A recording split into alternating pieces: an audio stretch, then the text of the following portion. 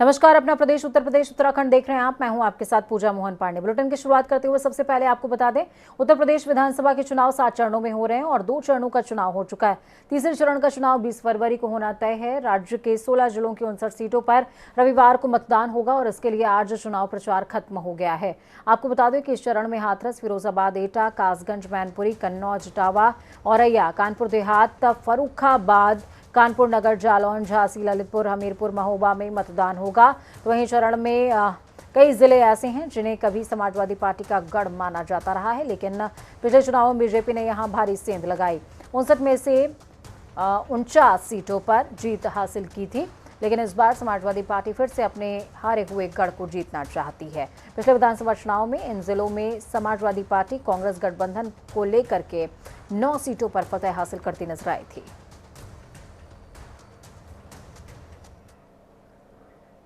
चुनाव प्रचार के आखिरी दिन सीएम योगी आदित्यनाथ करहल में गरजते नजर आए। सपा प्रमुख अखिलेश यादव पर भी तीखा हमला बोला। सीएम ने करहल में बीजेपी प्रत्याशी एसपी सिंह बघेल पर हमला करते हुए समाजवादी पार्टी पर सीधा हमला बोला है। उन्होंने कहा, सपा के लोग बौखला गए हैं, वो अपना आपा खो चुके हैं। एसपी सिंह बघेल पर हुआ हमला सपा की कायरतापूर्ण हरकत है, लेकिन चिंता करने की बात नहीं। याद करना, हमने 5 साल के अंदर समाजवादी पार्टी के संरक्षण में पलने वाले पेशेवर गुंडे और अपराधियों के खिलाफ कार्रवाई की है। साथ ही कहा कि बुलडोजर को मरम्मत के लिए भेज दिया है। जिन लोगों की ज्यादा गर्मी निकल रही है वो 10 मार्च के बाद शांत हो जाएगी। हमने सुना है सपा के गुंडे भाजपा के कार्यकर्ता और समर्थकों को धमका रहे हैं।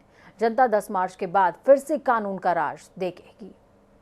तो मोदी वैक्सीन है, ये बीजेपी वैक्सीन है, कहा था ना। आज भाइयों बहनों, उनको जवाब देने की आवश्यकता है कि अगर ये मोदी वैक्सीन और बीजेपी वैक्सीन से हमारी जान बची है तो फिर वोट भी इसी भाजपा को देना है और मोदी जी के आह्वान पर ही देना है। आप तय कर चुके हैं ना। अच्छा, मुझे एक बात बताओ, कोरोना कालखंड में आपको फ्री में राशन मिल रहा है कि नहीं मिल रहा है? क्या ये समाजवादी पार्टी की सरकार में भी मिलता था क्या? वहां पे तो उनके गुर्गों के लिए पूरा नहीं होता था। पूरे प्रदेश में ऐसे झपटते थे वे जैसे भूखे नंगे हो। पूरे प्रदेश को नोच खाना चाहते थे। और इसलिए भाइयों बहनों, ये डबल इंजन की सरकार है तो 2 बार राशन भी दे रहे हैं। यूपी विधानसभा चुनाव में तीसरे चरण के प्रचार के आखिरी दिन सपा ने अपनी ताकत झोंकी। सपा के राष्ट्रीय अध्यक्ष अखिलेश यादव भी कानपुर पहुंच गए और प्रत्याशियों के समर्थन में 3 विधानसभा क्षेत्रों में रोड शो करते नजर आए। उनके आगमन पर सपाइयों ने गर्मजोशी से स्वागत किया। ऐसे विश्वविद्यालय में हेलीकॉप्टर से उतरने के बाद वो कैंट के मीरपुर पहुंचे। इसके बाद कैंट विधानसभा के मीरपुर चौराहे पर अखिलेश यादव अपने रथ पर सवार हुए। उनकी एक झलक पाने के लिए कार्यकर्ता उत्साहित थे। अखिलेश भी रथ पर चढ़े हुए थे और कार्यकर्ताओं का अभिवादन स्वीकार कर रहे थे। यहां से उनका काफिला शुरू होकर फूलबाग तक जा पहुंचा था। सरकार ने कोई मदद नहीं की। बताओ, आज डीजल पेट्रोल महंगा हो गया कि नहीं हो गया? पेट्रोल 100 से पार हो गया कि नहीं हो गया? और ये बीजेपी वाले अगर आ गए तो याद रखना, 200 रुपए में पेट्रोल बिकेगा, 200 रुपए में। ये कहते थे, ये बीजेपी वाले कहते थे कि हवाई चप्पल में चलने वाला हवाई जहाज में चलेगा। हवाई चप्पल में चलने वाला हवाई जहाज में चलेगा। और जैसे ही सरकार में आए, इन्होंने हवाई जहाज भेज दिए। हवाई जहाज जहां खड़े होते हैं वो हवाई अड्डा भेज दिया। रेलगाड़ी बेच रहे हैं। और पता कर लेना कानपुर वालों, ये रेलवे स्टेशन है। जितनी भी कीमती जमीनें हैं और रेलवे स्टेशन भी बेच दिया। बेच दिया कि नहीं बेच दिया? उत्तर प्रदेश के मैनपुरी को समाजवादी पार्टी का किला हमेशा से कहा जाता रहा है। समाजवादी पार्टी के अध्यक्ष और पूर्व मुख्यमंत्री अखिलेश यादव यहां की करहल विधानसभा सीट से चुनाव लड़ रहे हैं। अखिलेश के यहां से लड़ने के कारण करहल हॉट सीट भी बन गई है। समाजवादी पार्टी का गढ़ हमेशा से माने जाने वाला मैनपुरी जिला क्या इस बार एक्सप्रेसवे और किसानों की बात के बीच में बटेगा या फिर सपा अपने गढ़ और किले को बरकरार रख पाएगी? देखिए एक खास रिपोर्ट।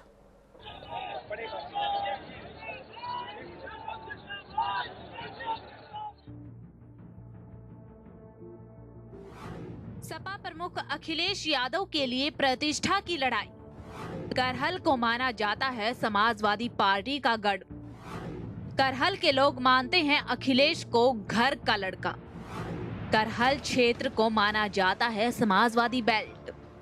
करहल के अखाड़े में मुलायम के बेटे अखिलेश यादव की परीक्षा। यूपी विधानसभा चुनाव के 2 चरणों का शोर थम चुका है और तीसरे चरण के आगाज के साथ ही मैनपुरी की करहल विधानसभा सीट हर किसी की जुबान पर है। और हो भी क्यों ना, यहां से समाजवादी पार्टी के मुखिया अखिलेश यादव चुनावी मैदान में जो हैं। करहल की सियासत का अखाड़ा वही है, लेकिन अब नूरा कुश्ती करने वाले धुरंधर बदल गए हैं। एक और जहां मुलायम सिंह के बेटे पूर्व मुख्यमंत्री अखिलेश यादव हैं, जो संसदीय छोड़कर इस बार विधायकी के रास्ते सत्ता पर काबिज होना चाहते हैं, तो दूसरी ओर मुलायम सिंह के शिष्य एसपी सिंह बघेल हैं। सभी को इस सियासी अखाड़े के विजेता का इंतजार है। आपको बता दें कि करहल विधानसभा सीट हमेशा से ही समाजवादी पार्टी का मजबूत गढ़ रही है। अखिलेश यादव के पिता और पूर्व मुख्यमंत्री मुलायम सिंह यादव की ये राजनीतिक रणभूमि भी रही है। तो इस बार कांग्रेस ने भी साइलेंट सपोर्टर यहां अखिलेश यादव के खिलाफ उम्मीदवार नहीं उतारा है, जबकि बसपा सुप्रीमो बुआ मायावती ने कुलदीप नारायण को चुनावी मैदान में उतारा है। करहल ऐसे ही सपा का गढ़ नहीं बना।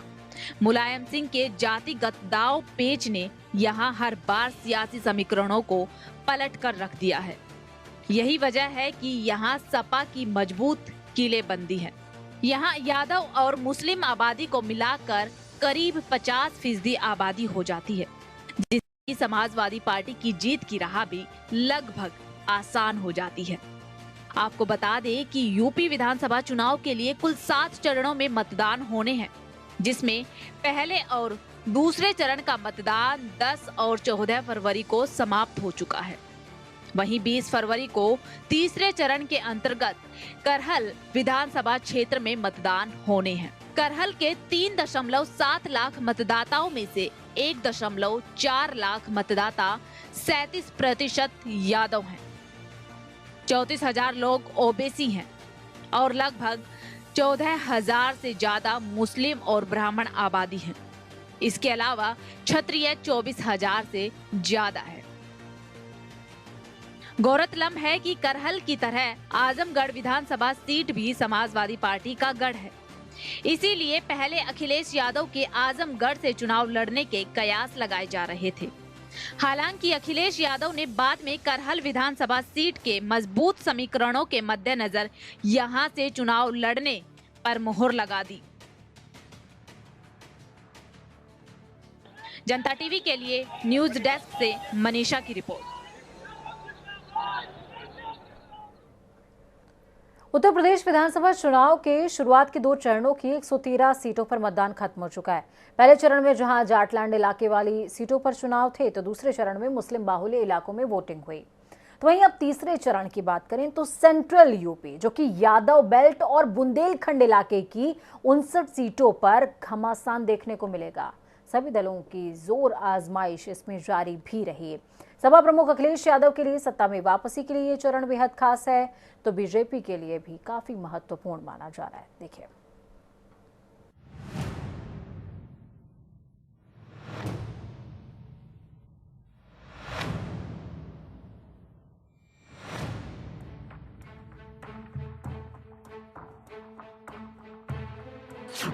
दो चरणों की 113 सीटों पर मतदान खत्म। अब तीसरे चरण का चुनावी संघर्ष। जाटलैंड मुस्लिम बेल्ट के बाद अब यादव बेल्ट की बारी। बीजेपी और सपा दोनों के लिए चुनौतियां भारी। यूपी विधानसभा चुनाव के लिए 2 चरणों का चुनाव पूरा हो चुका है। दूसरे चरण में 9 जिलों की 55 सीटों पर 14 फरवरी को वोट डाले गए, जिससे कि 55 विधानसभा सीटों पर कुल 586 उम्मीदवारों की किस्मत मतदाताओं ने ईवीएम में कैद कर दी। यूपी चुनाव के 2 चरणों में अब तक जाटलैंड मुस्लिम बेल्ट और रोहेलखंड की लड़ाई देखने को मिली है। पहले चरण में 58 सीटों पर चुनाव हुआ, दूसरे चरण में 55 सीटों पर और अब तीसरे चरण में सेंट्रल यूपी के यादव बेल्ट और बुंदेलखंड की सीटों पर जोर आजमाइश होगी। यूपी के 2 चरणों में जाट बेल्ट संपूर्ण हो जाता है। इसके बाद चुनाव सेंट्रल यूपी की तरफ बढ़ चुका है। यहाँ यादव बेल्ट और बुंदेलखंड की सीटों पर जोर आजमाइश शुरू हो चुकी है। वोटरों के बदलते समीकरण के साथ ही तीसरे चरण से चुनावी मुद्दों और भाषणों की टोन भी बदली नजर आ रही है। ध्रुवीकरण की कोशिशों वाले कई बयान सामने आ सकते हैं। आपको बता दें कि तीसरे चरण में 16 जिलों की 59 सीटों पर 20 फरवरी को वोटिंग होगी, जिनमें पश्चिमी यूपी के 5 जिले फिरोजाबाद, मैनपुरी, एटा, कासगंज और हाथरस है, जहां 19 विधानसभा सीटें हैं। अवध रीजन के कानपुर, कानपुर देहात, औरैया, फर्रुखाबाद, कन्नौज, इटावा 6 जिले हैं, जहां 27 विधानसभा सीटें हैं। और बुंदेलखंड में झांसी, जालौन, ललितपुर, हमीरपुर, महोबा जिले में मतदान है, जहां 13 विधानसभा सीटें हैं। 59 सीटों वाला तीसरा चरण हर पार्टी के लिए जरूरी है।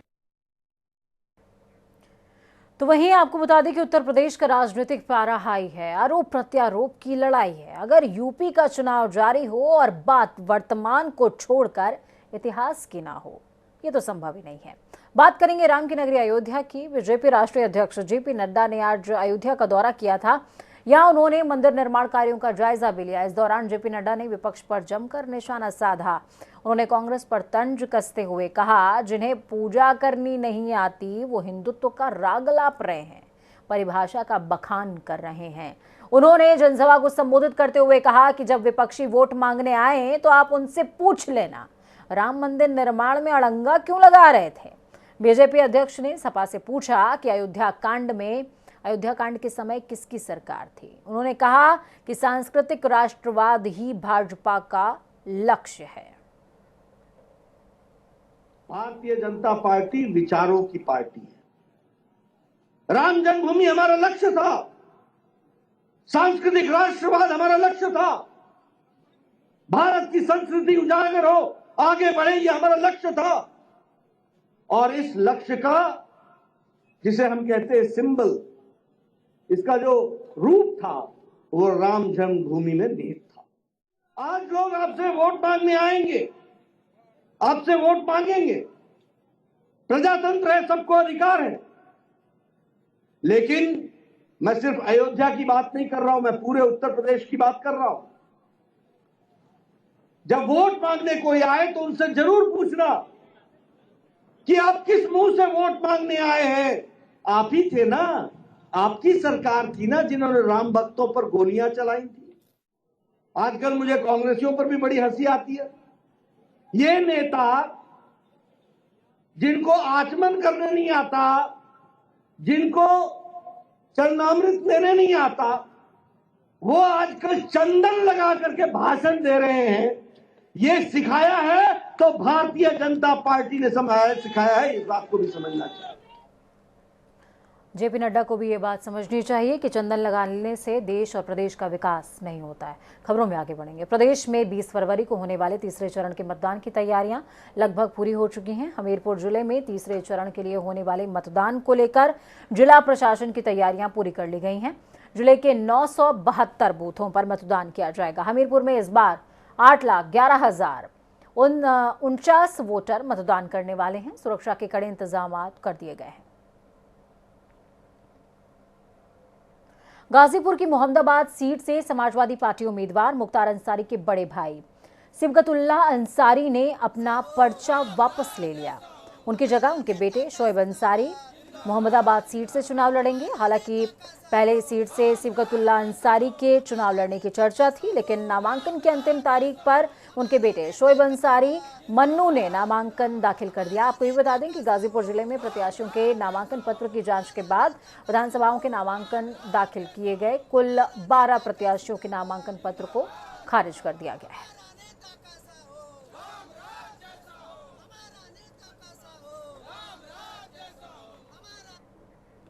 जाति और धर्म के नाम पर राजनीति करने वालों के लिए मोहब्बत की नगरी आगरा का मदरसा मोइनुल इस्लाम एक जवाब की तरह है।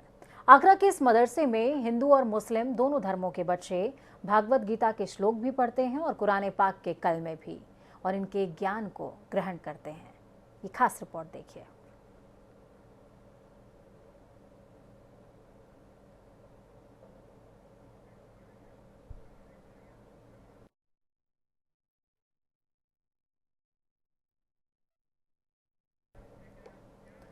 वक्त यहाँ पर एक छोटे से ब्रेक का है। ब्रेक के उस पार खबरों का सफर लगातार जारी रहेगा। बने रहिए जनता टीवी के साथ, क्योंकि हमें आपकी ताकत। अपना और अपनों का बहुत ख्याल रखें। जनता टीवी की ये कामना है कि आपका आने वाला कल आज से बेहद बेहतरीन हो। नमस्कार।